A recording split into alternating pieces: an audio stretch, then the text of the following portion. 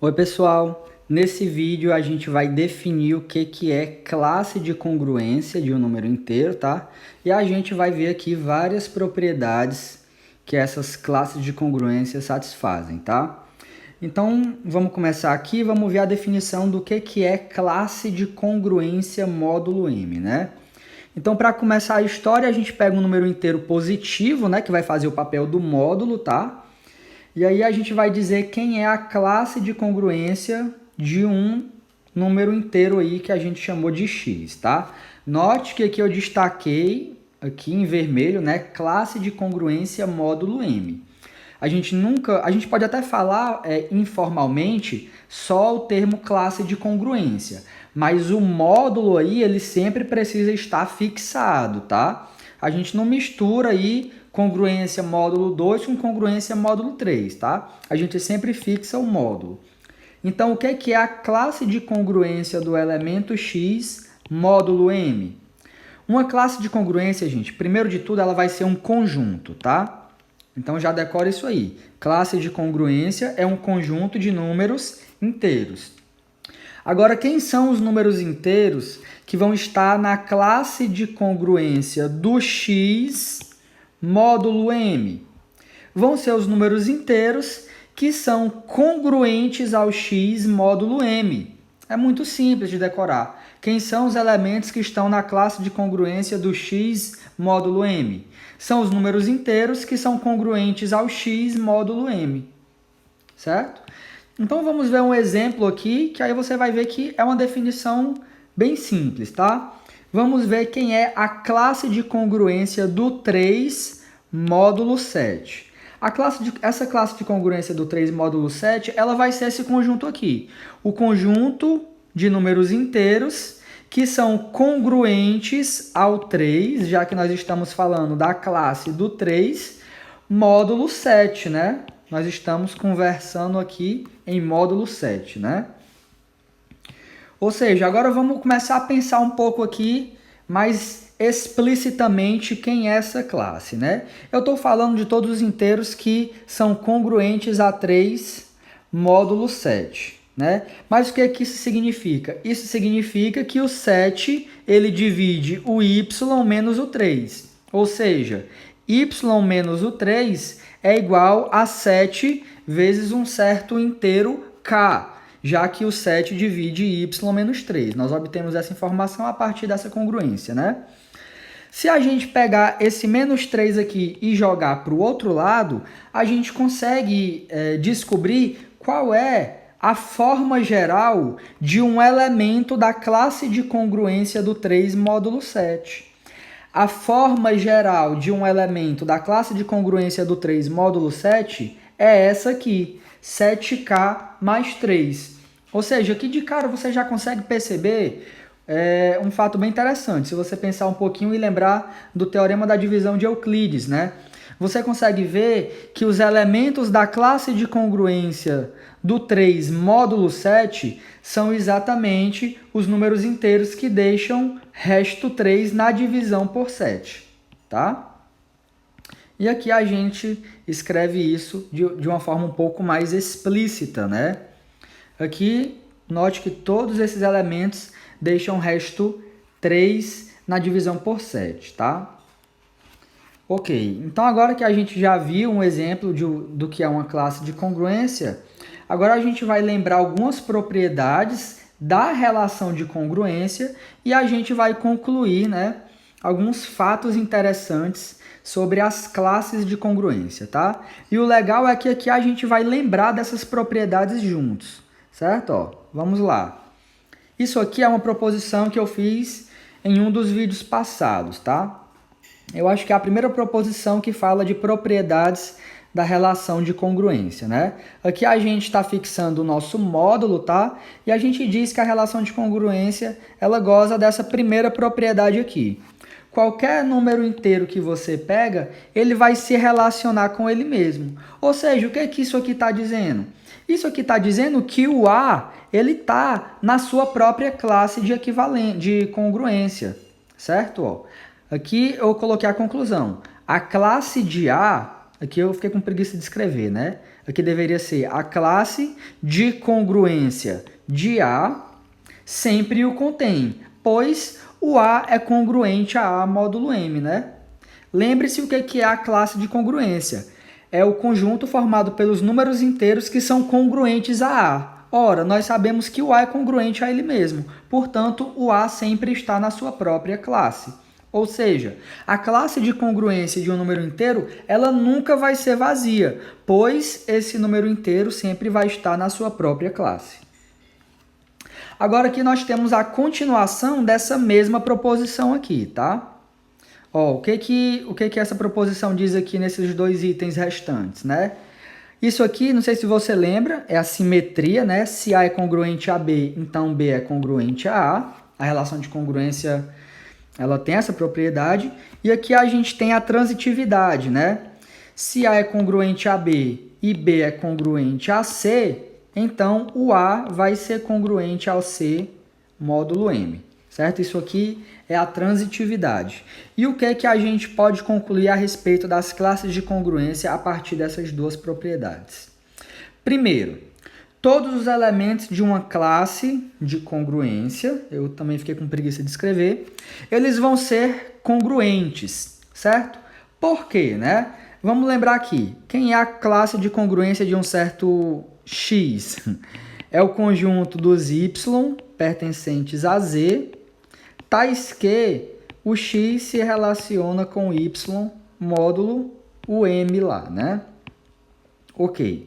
Então, se eu pegar dois elementos dessa classe, vamos dizer que eu estou pegando A e B. Peguei A e B aí nessa classe. O que é que eu sei? Eu sei que o A é congruente ao X módulo M. E o B também é congruente ao X módulo M. O que é que eu posso fazer? Eu posso usar essa propriedade 2 e escrever isso aqui na ordem contrária, dizendo que X é congruente a B módulo M. E aí eu uso a propriedade 3, que é a transitividade. Eu tenho que o A é congruente ao X e o X é congruente a B. Então, usando a propriedade 3, eu concluo que o A é congruente ao B. Ou seja, para quaisquer dois elementos de uma classe de congruência, eu sei que eles serão congruentes também. Tá bom? Isso é uma propriedade bem interessante das classes de congruência. Tá? Outra conclusão é que se dois inteiros são congruentes, então as suas classes são iguais, né? Vamos lá, vamos tentar explicar isso aqui. Se eu tenho que A é congruente a B... Gente, eu não vou ficar escrevendo o módulo M, tá? O módulo M aqui está fixado, certo? E é porque dá muito trabalho e quando eu escrevo com esse laser, quando eu solto a caneta, ele some. Então eu preciso ter agilidade aqui. Então vamos lá, se eu pego dois elementos que são congruentes, quem é a classe de congruência do A? É o conjunto dos inteiros aí que são congruentes ao A, né? E quem é a classe do B? É o conjunto dos inteiros que são congruentes ao B. Mas se eu sei que o A é congruente a B, novamente eu posso usar a transitividade aí e a simetria para concluir que qualquer elemento que é congruente a A vai ser congruente a B e qualquer elemento que é congruente a B vai ser congruente a A, né? Porque se eu pego um Y que é congruente ao A, certo? E eu sei que o A é congruente a B. Aí eu uso a transitividade aqui direto e eu sei que o Y vai ser congruente a B. Ou seja, se esse Y ele pertence à classe do A, então o Y também vai pertencer à classe do B, por conta disso, certo? Então aqui a gente usa direto a transitividade, né? E se necessário a gente usa a simetria para concluir essas coisas, tá bom? Então vamos aqui. Aqui tem mais uma propriedade da relação de congruência, né? E essa aqui é bem interessante, né?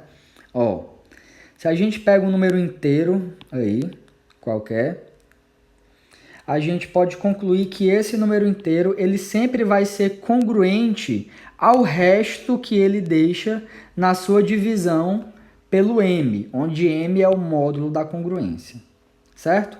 Ou seja, se eu pego o 7, né? Se eu for dividir o 7 por 4, isso vai deixar resto 3. Ou seja, eu posso concluir que o 7 é congruente ao 3 módulo o 4, tá? Ou seja, um número sempre é congruente ao seu resto na divisão pelo módulo, certo? Essa é a propriedade que nós provamos alguns vídeos atrás aí. E o que isso diz pra gente, né? Olha só. Como o nosso módulo aqui é fixado, né? Quando a gente tem um número inteiro aí, positivo fixado, a gente sabe quem são os possíveis restos na divisão por esse número inteiro. Quem é que são os restos na divisão por m? É o 0, 1, 2, 3, até o m menos 1. Esses são os possíveis restos na divisão por m, né? Isso vem lá do teorema da divisão de Euclides, que diz que o resto ele é maior ou igual que zero e menor do que o divisor, que aqui no caso é o m. Então, o último número inteiro que é menor do que m é o m menos 1, que está aqui, né? Ok. E a gente sabe o seguinte, né? Que qualquer número inteiro que a gente pegar, qualquer número inteiro, vai ter que deixar um desses restos aqui na divisão por m. Isso a gente sabe lá do teorema da divisão de Euclides. Se qualquer número inteiro vai ter que deixar um desses restos e dessa propriedade eu sei que o número sempre é congruente ao resto que ele deixa na divisão pelo módulo, o que eu posso concluir é que qualquer número inteiro vai ser congruente a um desses rapazes e, portanto, qualquer número inteiro que eu considerar necessariamente vai estar em uma dessas classes de congruência, pois ele vai ser congruente a um desses rapazes aqui, né? De 0 até m menos 1. Tá? Então, isso aqui é bem interessante, porque para qualquer número inteiro, você já sabe que ele está em uma dessas classes aqui, certo? E aqui é outro fato bem interessante. Por quê? Porque aqui, o que foi que eu falei aqui praticamente, né? Se eu falei que todo número inteiro está em uma dessas classes, então eu já estou dizendo para você que módulo m, essas aqui são todas as classes de congruência que existem, pois qualquer número inteiro vai estar em uma dessas classes. Ok, mas você pode se perguntar o seguinte, se não pode acontecer de duas classes dessas serem iguais, ou seja, o conjunto dos inteiros que são congruentes a 1 módulo m ser igual ao conjunto dos inteiros que são congruentes a 5 módulo m, por exemplo, né? Ou seja, aconteceu uma coisa dessa, né?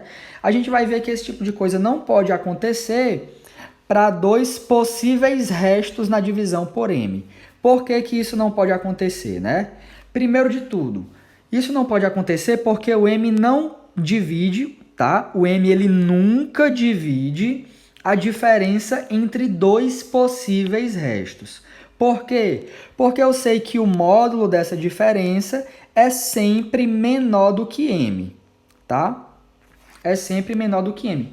Professor, não estou entendendo por que o módulo dessa diferença é sempre menor do que m.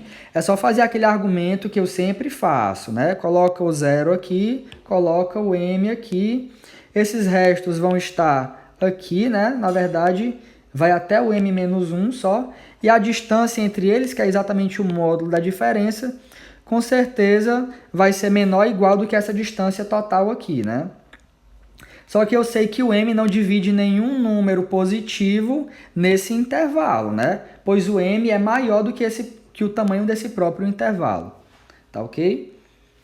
Então eu sei que o m não divide a diferença entre quaisquer dois restos, o que implica que quaisquer dois restos que eu pego, eles não vão ser congruentes, né? Porque se eles fossem congruentes, eu concluiria que o m divide a diferença entre eles, o que eu já sei que nunca pode acontecer, tá? Então, se eu pego alguém em uma classe de congruência de um certo resto, e eu pego um outro elemento em uma outra classe, né? Na verdade, na classe de um outro resto, esses dois elementos não podem ser congruentes, tá?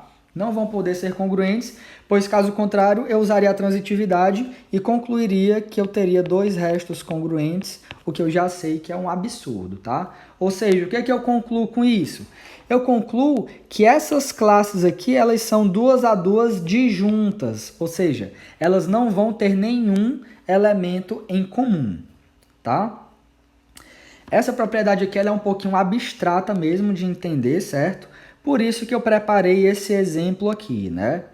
Então vamos pensar aí em quem são as classes de congruência módulo 4, né?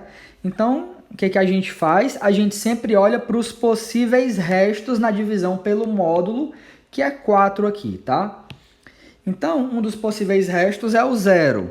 Então, quem são os números que são congruentes a 0 módulo 4? São exatamente os múltiplos de 4. Então, eu escrevi alguns deles aqui, né? Agora vamos para a classe do 1, né? O 1 é um possível resto na divisão por 4. Então aqui eu coloquei todo mundo que deixa resto 1 na divisão por 4, né? Note que todo mundo aqui é congruente módulo 4, né? Por exemplo, o menos 3 é congruente a 5 módulo 4, pois menos 3 menos 5 dá menos 8, e o 4 divide isso aí, né? Todo mundo aqui vai ser congruente a 1 módulo 4, né? Todo mundo aí está deixando o resto 1 na divisão por 4, tá? A próxima classe de congruência é a classe do 2, né? Aqui eu coloquei todo mundo que deixa resto 2 na divisão por 4. E a última classe é a classe do 3, né? E é interessante você ver exatamente o que a gente concluiu aqui, né? Ó. Se você olhar para essas classes, elas são 2 a 2 disjuntas, ou seja, não vai ter nenhum número inteiro que vai estar em duas classes ao mesmo tempo, certo? Os elementos de uma classe de congruência, eles são exclusivos daquela classe, tá? Note que o 0 só vai aparecer nessa classe, o 12 só vai aparecer nessa classe, não vai aparecer em classe nenhuma, tá bom? E isso é a conclusão direta lá da definição de congruência mesmo, né? Das propriedades lá de simetria e transitividade, né? E também disse que a gente acabou de falar aqui, tá ok? Então, espero que tenha ficado claro aí, né? A gente concluiu aqui várias propriedades das classes de congruência, né? Eu preferi fazer conclusões assim e ir comentando para o vídeo não ficar muito longo, né? Mas eu espero que tenha ficado claro aí, tá? São propriedades importantes aí sobre a relação de congruência e esses objetos são muito importantes quando você vai estudar grupos lá na disciplina de estruturas algébricas, certo? Então é isso, pessoal. Espero que vocês tenham gostado desse vídeo, tá? Se tiver gostado, deixa o like aí, se inscreve no canal se você gosta desse tipo de conteúdo, se você faz graduação em matemática aí, tá? Muito obrigado pela sua atenção e até o nosso próximo vídeo.